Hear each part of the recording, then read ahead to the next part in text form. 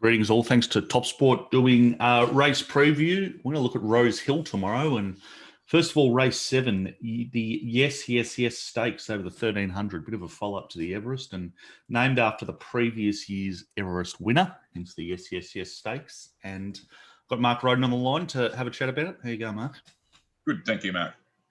As I said, over the 1300 and just quickly looking at Top Sports market, Gytrash is comfortable favourite at $2.70 at the moment from Hort Brion-Her at $6, Eduardo $7, Dame Giselle at $9.50. Might just start with your map. Is there a little bit of speed on? What do you think? There's a bit. Eduardo went sort of crazy in the Everest instead of just a mad pace. He'll lead again here. I don't think it'll be as hot, but I think he'll get along. I think there's a couple of others. Prime Candidate, Man of Peace, I think will be happy to sit off. Hort Brion-Her was chasing that speed pretty closely in the Everest. It was sitting third, fourth, going flat out trying to keep up. But I think they'll take a sit on her if they can. So I think it'll be okay, but nothing like the breakneck speed this year on the Everest. Yeah, right. And just on the track. How's conditions in Sydney this week? Okay, it's a heady 8 at the moment. They probably haven't got quite as much rain as forecast so far this week. So the track actually improved a bit at Kensal on Wednesday. Surprise. So they missed the rain on Wednesday, missed a fair bit of the rain on Wednesday. Yesterday was okay, and today looks okay for a start. Now, the critical period's going to be overnight. Looks like overnight is when all the heavy stuff's tipped to fall, if it's going to. So we'll probably know by the time we wake up tomorrow morning what we're dealing with. But there's a bit of a range at the moment. Could conceivably get up to an improving 7, or if they get really dumped on overnight, it could be back to the 9-10. So that's going to be critical, but we can only just do our best with what we know at the moment, I suppose. Yeah, absolutely. Yeah. So, as I mentioned at the start, and Gytrash has actually just shortened up, gone 270 to 260 as we speak with Top Sport. Pretty comfortable favourite. What sort of price have you got Gytrash marked? Well, I agree that the Everest is clearly the strongest form reference for this. It panned out that way last year when Pirata won as favourite, and for the Everest.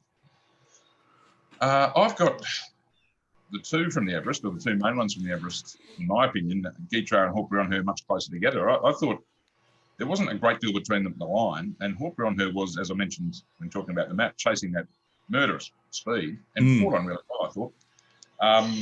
Gytrash's run was very good, but he virtually took no part in the race until the home turn. He was, back 10 or a dozen lengths off the lead and ran on as he was entitled to.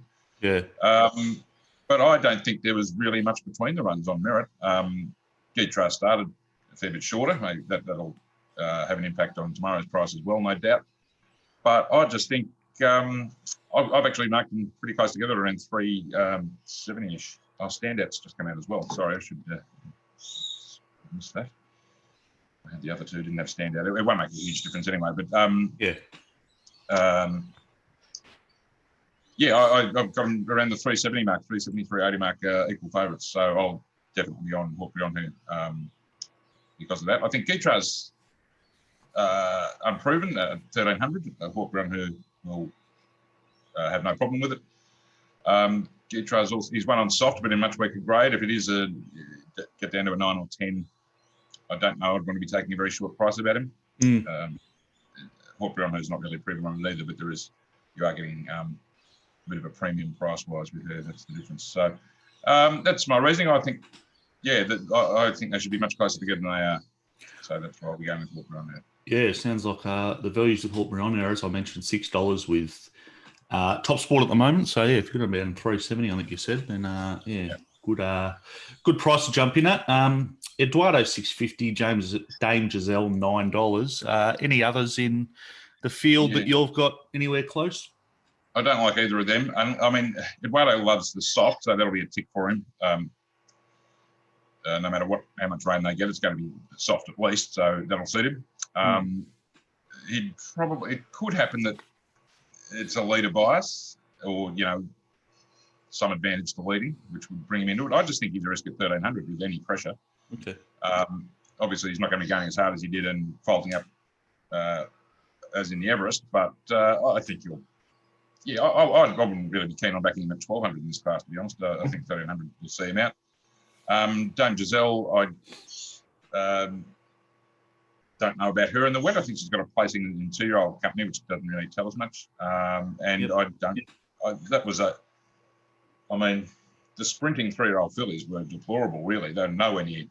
None of them struck me as weight for age, capable of beating older males at weight for age. And even though this is set weight, so I don't think she's particularly well placed, even with the weight pool. I don't think she's good enough, and I don't think she'll handle the wet. So I don't like either Eduardo or Dame Giselle. I think the one that is capable of improving it is Deprive.